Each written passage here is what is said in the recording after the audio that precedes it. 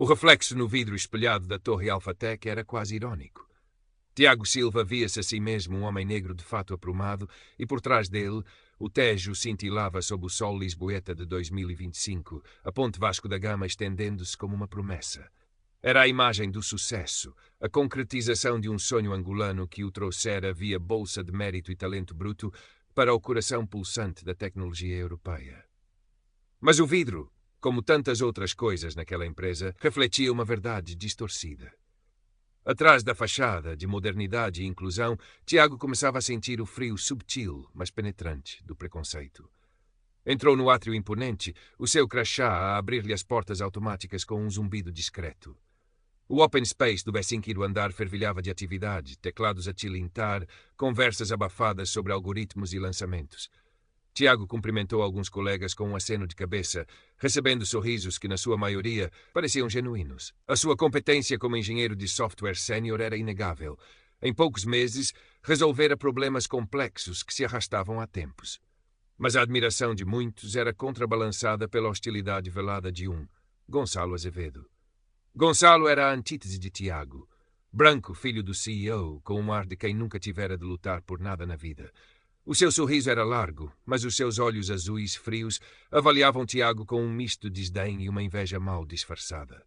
Gonçalo era o chefe de equipa, uma posição que sussurrava-se devia mais ao apelido do que ao mérito. E desde o primeiro dia fizera Tiago sentir-se como um corpo estranho, uma peça exótica que não pertencia àquele puzzle de privilégio. Naquela manhã a tensão era palpável. Havia uma reunião crucial com potenciais investidores americanos. O projeto Aquila, liderado tecnicamente por Tiago, era a joia da coroa. Horas a fio, noites mal dormidas, tinham culminado numa solução elegante e inovadora. Tiago sentou-se à mesa da sala de reuniões panorâmica, o coração a bater um pouco mais depressa. Ao seu lado, Gonçalo folheava os slides com um ar de proprietário. Bom dia a todos, começou Gonçalo, a sua voz oleosa a preencher a sala. É com enorme prazer que vos apresento o Aquila, um projeto que a minha equipa desenvolveu e que irá revolucionar o mercado. Tiago sentiu uma picada. Sua equipa? Ele apresentava os slides, descrevendo as inovações como se fossem suas, usando termos técnicos que Tiago lhe explicara pacientemente. Quando chegou à parte mais complexa, a arquitetura de microserviços que Tiago desenhara, hesitou. Tiago, querendo garantir a clareza, interveio educadamente. Se me permitem, Gonçalo, esta parte tem uma nuance importante. Gonçalo virou-se para ele, o sorriso a gelar. Claro, Tiago, explica lá tu. Afinal, tiveste uma sorte incrível em apanhar este projeto, não é? Temos de aproveitar estes talentos inesperados. O silêncio na sala, Excelência. Os investidores americanos, talvez alheios às subtilezas do racismo à portuguesa, pareceram confusos. Mas os colegas portugueses desviaram o olhar. A palavra inesperado, o tom, a ênfase em sorte, tudo era uma navalha disfarçada. Era uma forma de dizer, tu não pertences aqui, estás cá por caridade ou quota, não por mérito. Tiago sentiu o sangue a subir-lhe ao rosto, mas engoliu em seco. Com a voz firme, explicou a arquitetura, ignorando a provocação. Mas o dano estava feito. O primeiro golpe aberto fora desferido. A promessa do Tejo parecia de repente muito mais distante. Os dias que se seguiram transformaram a picada numa ferida aberta. Gonçalo, sentindo talvez que a sua autoridade fora desafiada, ou simplesmente deliciando-se com o seu poder, iniciou uma campanha de assédio moral. Tiago começou a receber e-mails à meia da noite com pedidos urgentes para a manhã seguinte.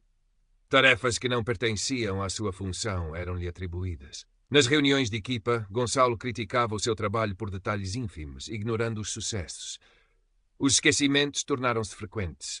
Convites para reuniões importantes que nunca chegavam. Informações cruciais partilhadas com todos, exceto com ele. Pior eram os rumores. Tiago ouvia sussurros nos corredores. Sentia os olhares. Ele não está a aguentar a pressão.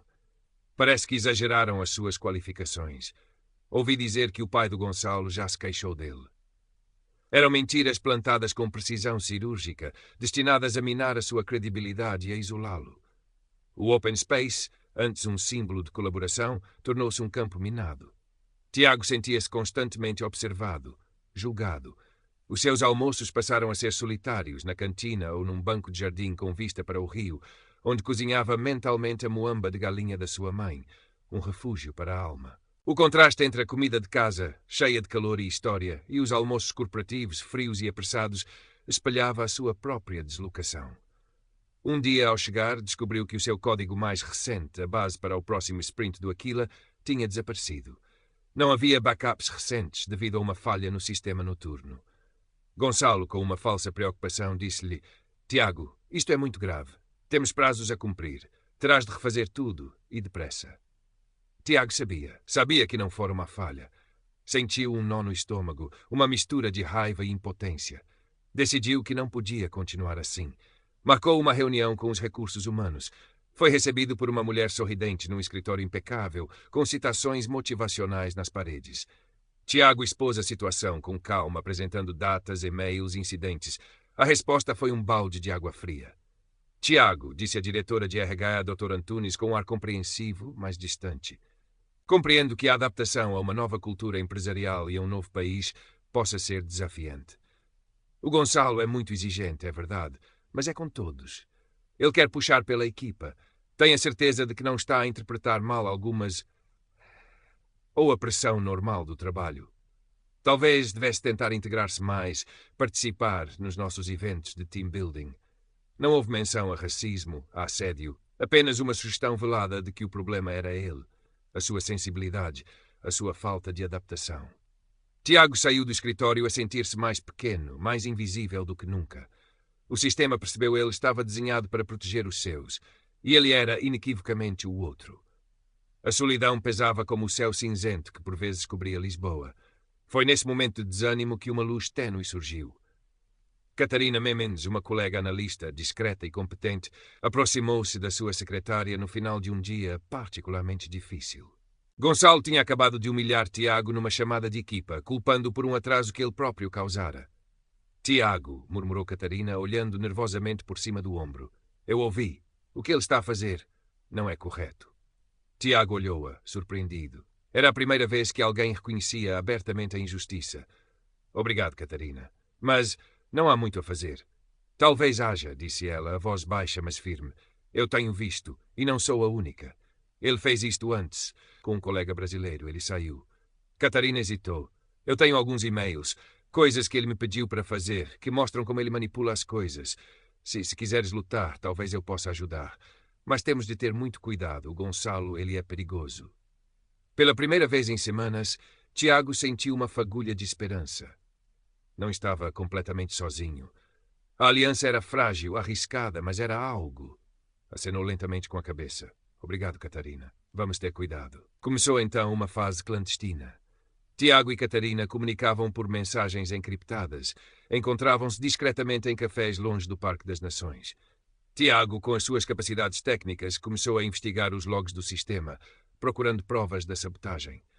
Catarina, com o seu acesso a processos internos, procurava inconsistências, e-mails comprometedores. Era um trabalho exaustivo, feito nas sombras, sob a constante ameaça de serem descobertos. Gonçalo, sentindo talvez uma mudança na postura de Tiago, ou simplesmente porque a sua crueldade não tinha limites, apertou o cerco. Começou a fazer comentários subtis sobre vistos de trabalho e as dificuldades que os estrangeiros enfrentavam para os renovar. Eram ameaças veladas, destinadas a quebrar o espírito de Tiago. A Catarina começou a atribuir-lhe projetos sem futuro, a excluí-la de conversas importantes, um aviso silencioso para que se mantivesse na linha. O medo era um companheiro constante. Tiago dormia mal, a sua mente a correr entre linhas de código e cenários de confronto. Olhava para o seu modesto apartamento na Amadora, para as fotos da família em Luanda, e questionava-se se valia a pena arriscar tudo. Não seria mais fácil baixar a cabeça, aguentar e esperar por outra oportunidade? Mas depois lembrava-se do olhar de Gonçalo, da humilhação, da injustiça. Não. Ele não viera para Portugal para ser pisado. A sua dignidade não era negociável. A prova de que precisava chegou de forma inesperada. Ao analisar os logs de acesso ao servidor, Tiago descobriu uma anomalia na noite em que o seu código desaparecera. Havia um acesso remoto de uma morada que, após alguma investigação, ele conseguiu ligar a um apartamento de luxo na Lapa. Um apartamento que pertencia a Gonçalo Azevedo. A sabotagem era real e ele tinha a prova digital. Com essa prova e com os e-mails que Catarina conseguira recuperar, eles tinham um caso. Mas o que fazer com ele? Ir aos RH novamente era inútil. Enfrentar Gonçalo diretamente era perigoso. Foi então que Catarina teve uma ideia. A grande apresentação anual aos acionistas e à imprensa estava marcada para daí a 2 semanas. Seria o palco perfeito. Arriscado, mas com o potencial de causar o máximo impacto. A tensão atingiu o auge nos dias que antecederam a apresentação. Gonçalo, alheio à tempestade que se formava, estava no seu elemento, a preparar-se para brilhar. Tinha formalizado o pedido de despedimento de Tiago, citando baixo desempenho e falhas graves, e agendar uma reunião com os RH para o dia seguinte à apresentação, para selar o destino de Tiago. Ele acreditava ter ganho. Na manhã da apresentação, o auditório da Alphatec estava repleto. Executivos, acionistas, jornalistas de tecnologia. Tiago estava presente, sentado discretamente no fundo, o coração a martelar no peito. Catarina estava na sala de controlo, pálida mas determinada. Tinha um plano. Gonçalo subiu ao palco, sob aplausos. Começou a falar dos sucessos da empresa, da inovação, da equipa fantástica. Quando chegou ao projeto Aquila, a sua voz encheu-se de falsa modéstia. E agora, o futuro. Um futuro que, infelizmente, teremos de construir com alguns ajustes na equipa para garantir a máxima eficiência. Era mais uma farpa dirigida a Tiago. No momento em que Gonçalo ia passar o slide seguinte, o ecrã principal piscou. Em vez dos gráficos de crescimento, surgiu um e-mail. Um e-mail de Gonçalo para um amigo, gabando-se de como estava a tratar do problema africano. Seguiu-se outro, com instruções veladas para sabotar o trabalho de Tiago. Depois, os logs de acesso ao servidor, com a morada de Gonçalo em destaque. E, finalmente, uma gravação áudio, captada por Catarina, onde Gonçalo fazia comentários racistas explícitos. O silêncio no auditório era absoluto, ensurdecedor. Gonçalo ficou paralisado, branco como a cal, a boca aberta. Os seus olhos procuraram freneticamente na multidão, aterrando em Tiago. Por um instante, o verniz de superioridade estalou, revelando o pânico por baixo. Tiago levantou-se. Todos os olhos se viraram para ele. Com uma voz que tremia ligeiramente, mas que ecoava com a força da verdade, ele disse: "O meu nome é Tiago Silva, e isto é o que tenho enfrentado nos últimos meses na Alphatec." O caos irrompeu. Os jornalistas corriam, as câmaras apontavam, os executivos cochichavam em pânico. Gonçalo foi rapidamente retirado do palco por seguranças. O seu pai, o CEO, tentava acalmar os ânimos, mas a caixa de Pandora fora aberta. Nos dias seguintes, a Alphatec foi o centro de um furacão mediático. O escândalo explodiu nas redes sociais e na imprensa nacional e internacional. A Alphatec racista tornou-se trending topic. A empresa foi forçada a emitir um comunicado prometendo uma investigação exaustiva e tolerância zero. Gonçalo foi suspenso indefinidamente, a sua carreira, antes tão promissora, agora em ruínas. A sua arrogância desmoronara-se, substituída pela fúria humilhada de quem é apanhado. O seu pai usou toda a sua influência para tentar abafar o caso, mas a mancha era demasiado grande, a prova demasiado clara. Tiago e Catarina foram chamados para múltiplas reuniões. A empresa, desesperada para salvar a face, ofereceu a Tiago uma promoção, um aumento, um pedido de desculpas formal. Os RH, incluindo a Dor Antunes, foram reestruturados. Catarina recebeu um reconhecimento público pela sua integridade. Mas para Tiago, a vitória tinha um sabor agridoce. Sim, Gonçalo fora exposto. Sim, a justiça, pelo menos a pública, fora feita. Mas as cicatrizes permaneciam. A confiança fora quebrada. Poderia ele realmente continuar a trabalhar num lugar que o tratara daquela forma, que só agira sob pressão? Numa tarde soalheira, algumas semanas depois, Tiago estava novamente junto ao Tejo, não muito longe da Torre Alphatec. O rio continuava a fluir, indiferente aos dramas humanos nas suas margens. Catarina juntou-se a ele. "Então, o que vais fazer?" perguntou ela, a sua voz agora mais confiante. Tiago encolheu os ombros, o olhar perdido na vastidão da água. "Não sei, Catarina. Ofereceram-me o mundo, mas sinto que uma parte de mim já não pertence àquele mundo." "Fizemos a coisa certa, Tiago." "Sim", concordou ele. "Fizemos. Por mim, por ti, por todos os que vêm a seguir." Ele pensou em Luanda, na sua família, no sonho que o trouxera. O sonho não morrera, mas transformara-se. Já não era apenas sobre sucesso profissional. Era sobre dignidade, sobre respeito, sobre o direito de existir e prosperar, independentemente da cor da pele num país que ele escolhera, mas que ainda tinha muito a aprender. Levantou-se, ajeitou o casaco, olhou para a torre de vidro, agora um símbolo não de promessa, mas de uma batalha travada e vencida, ainda que com custos. A decisão ainda não estava tomada. Ficar e lutar por dentro, ou partir e construir noutro lugar. Mas uma coisa era certa. Tiago Silva já não era o homem que chegara a Lisboa meses antes. O vidro já não refletia apenas um engenheiro promissor. Refletia um homem que descobrira a sua voz, a sua força, e que não voltaria a ser silenciado.